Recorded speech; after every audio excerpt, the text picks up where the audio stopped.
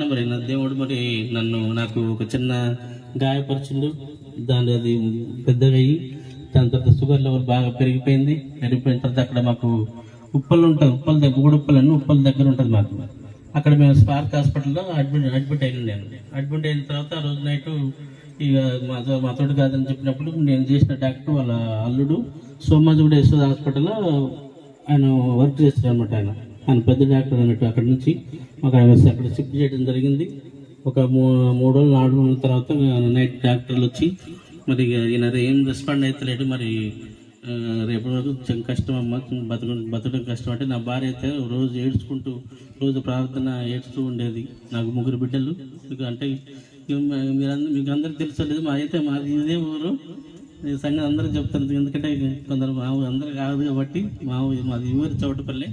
అది అక్కడ నేను నా భార్య బాగా ఏడ్చుకుంటూ ప్రార్థన చేసి